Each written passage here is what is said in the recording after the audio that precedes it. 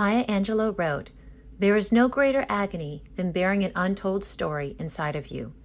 These are stories from our community regarding struggles with early literacy and dyslexia. This is Voices of Winchester. The research says that the most effective window for intervention is in kindergarten and first grade, and special education is designed to help a child to learn to read by third grade. So why aren't we identifying children to take advantage of that window? Teachers don't understand what I'm going through, and that the way they were teaching me didn't make any sense. I wish teachers had the ability to understand I had a learning disability earlier on so they could help me succeed in life.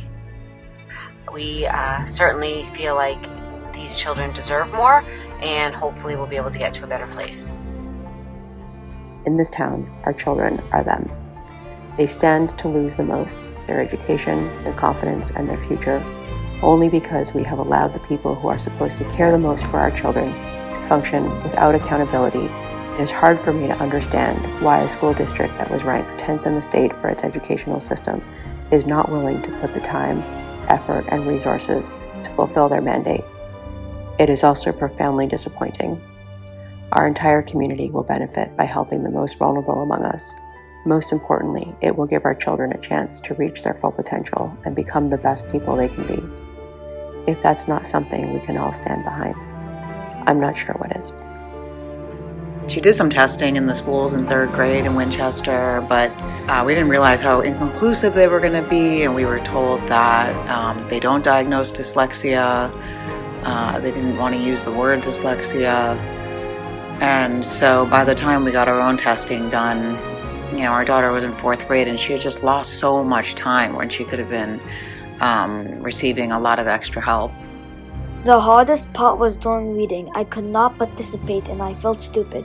I would cry in class. They would tell me to use my words, and all I wanted was for them to teach me how to read so I could participate.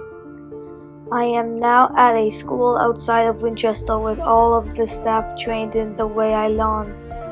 All kids can learn to read if the teachers know how to teach them. Dyslexics are not stupid and should never feel stupid. The most creative individuals have my disability. Albert Einstein, Walt Disney, George Washington, Eleanor Roosevelt, and Leonardo da Vinci. Our experience began with a strong resistance to supporting the needs of our child. We were met with dismissive excuses, lack of transparency, making it impossible to provide him any help.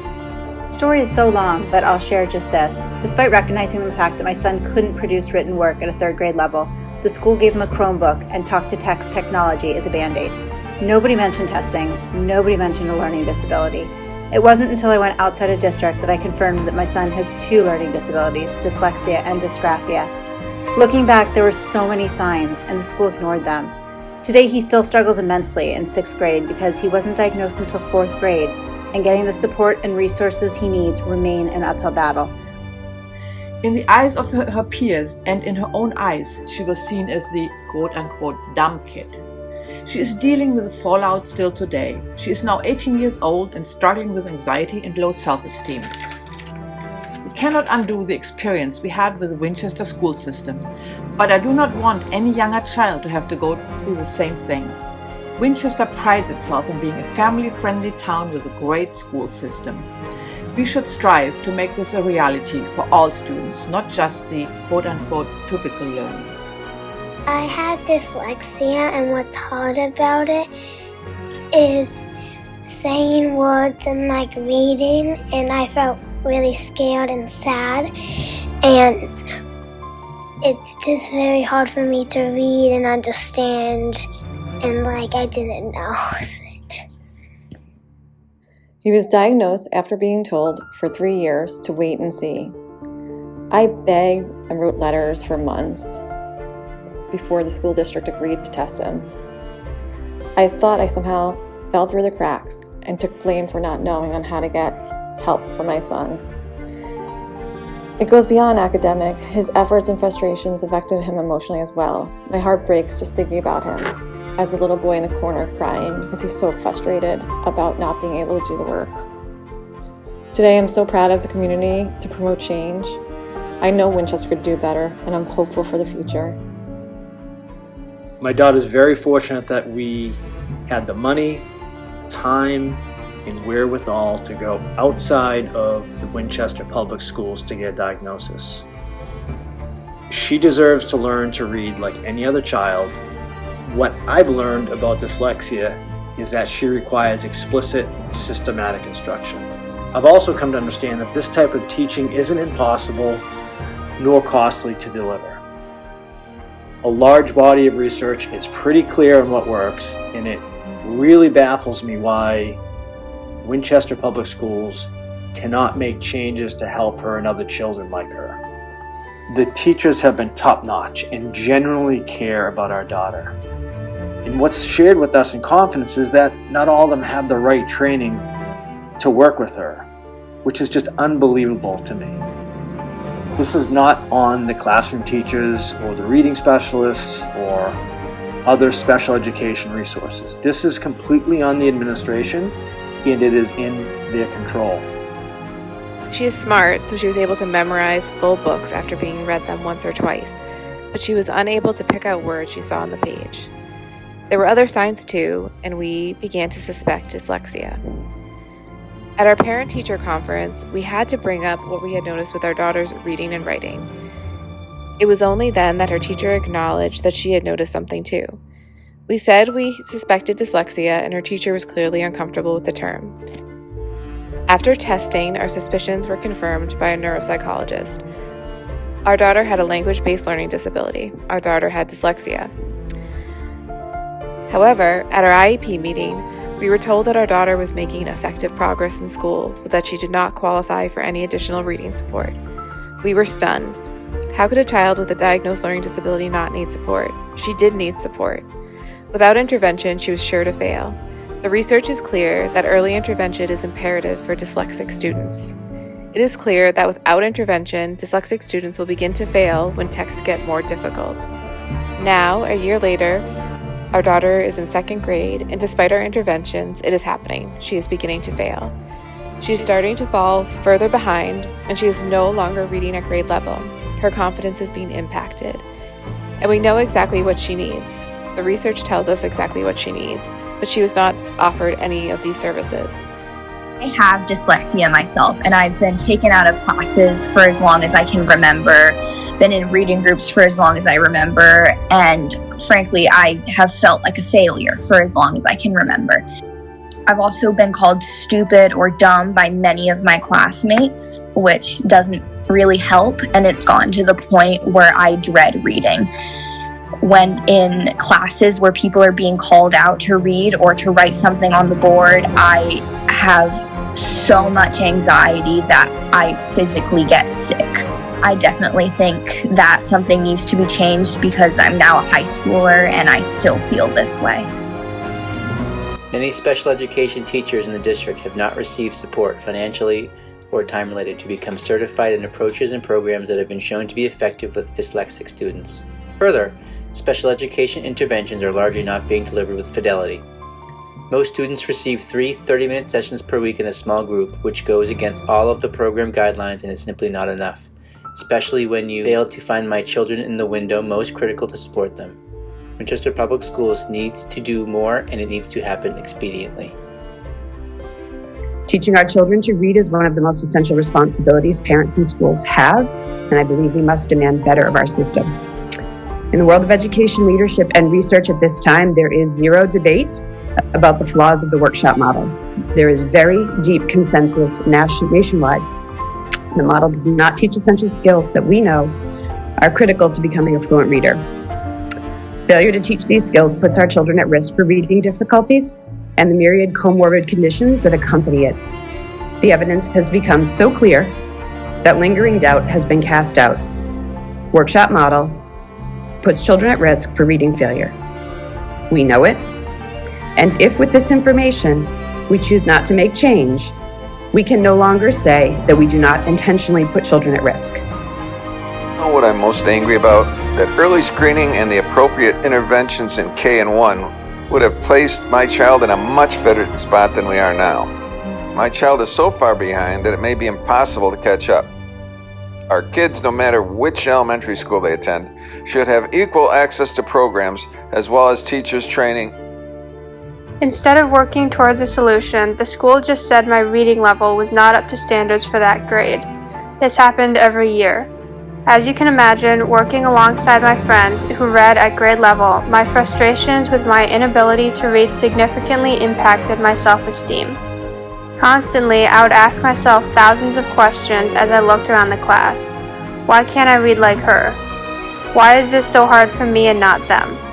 I kept struggling silently as my parents would advocate for me in my elementary and middle school years.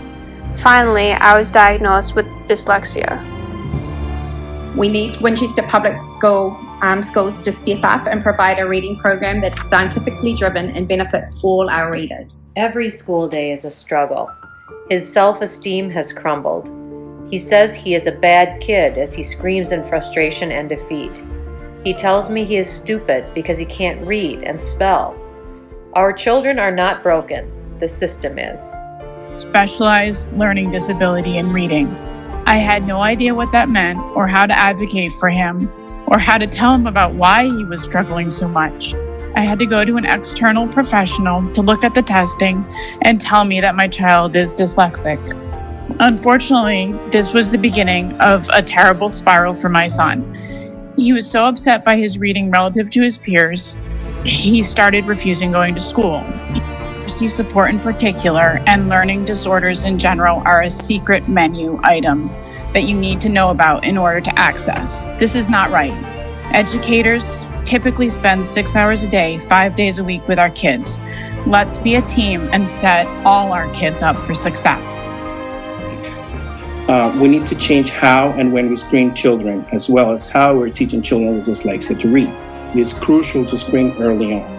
Once the child realizes they aren't learning as their peers are and feel like everyone is moving forward except them, it is very hard to build that confidence back up.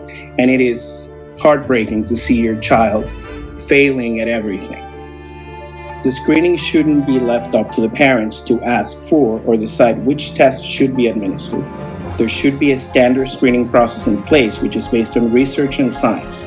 If we don't change and give our kids a chance from early on, the gap widens and they fall farther behind and would always struggle to keep up. The gap grows and they start to feel stupid. It's a harsh word, but that is the reality for these kids.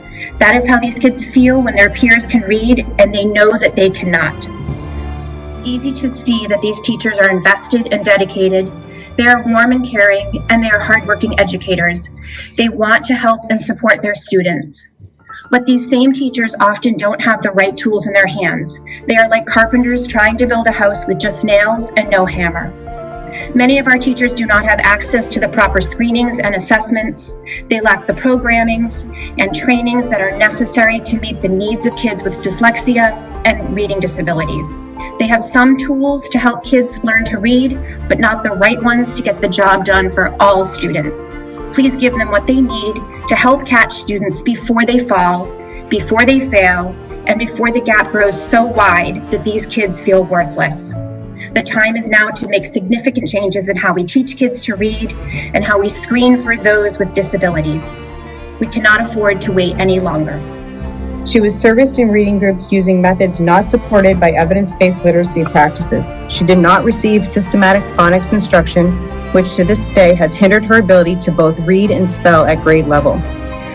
My daughter's reading disability does not allow her to fairly access the curriculum, which leads to a lack of engagement, motivation, confidence, and anxiety. I no longer want accommodations for my daughter's disabilities as I feel like Band-Aids that leave her missing critical skills needed to build on. I want my daughter to receive the instruction she deserves. Winchester can and must do better. I didn't know that the strategies our son was being instructed in, such as look at the picture and look at the first letter of the word, were based on a disproven approach to teaching reading called 3Qing.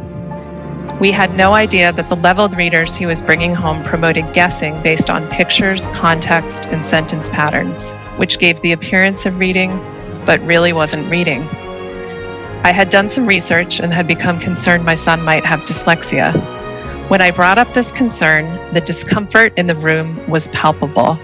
It was like I had said something wrong. Our kids with dyslexia are not getting the help they need at a time when that help would make the most amount of difference. This is not just a special education issue, it's also a core instruction issue.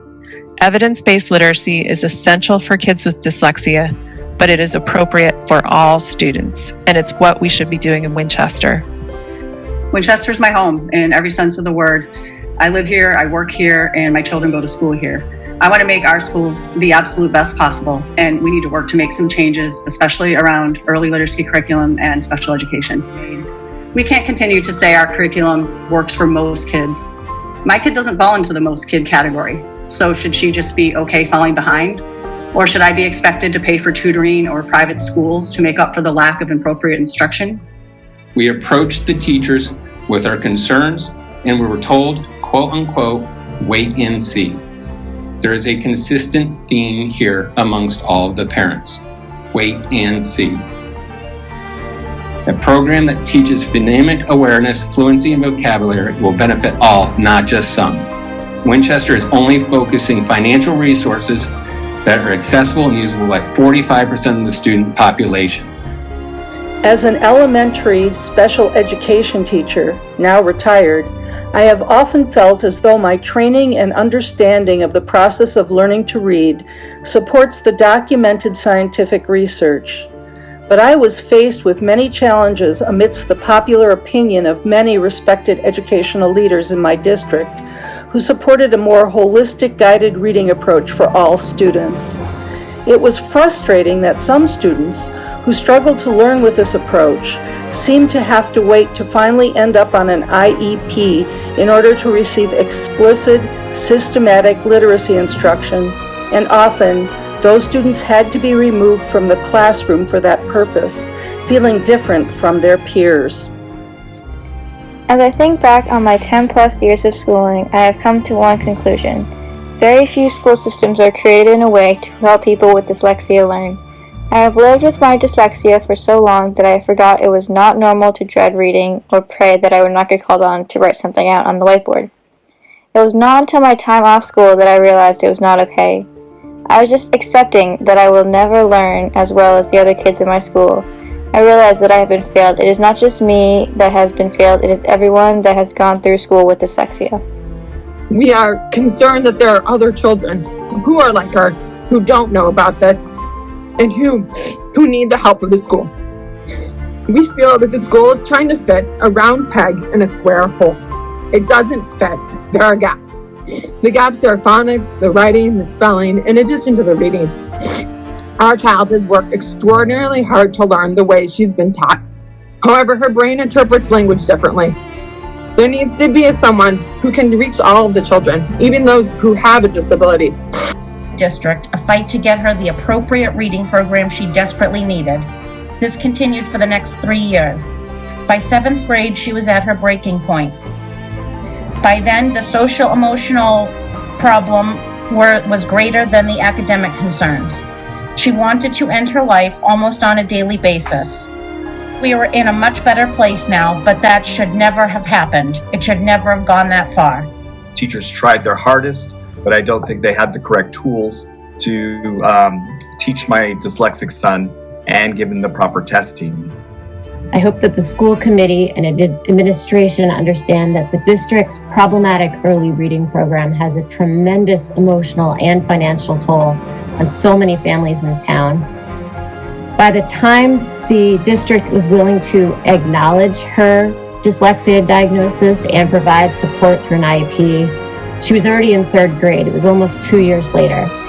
And unfortunately, this support was too little and it came too late. She'd struggled for so long that she felt like a failure and she hated going to school.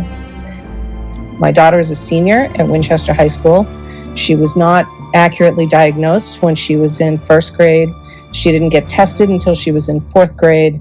And I can tell you from experience that not having the right systems in place and tools in place affects these kids through their entire academic career.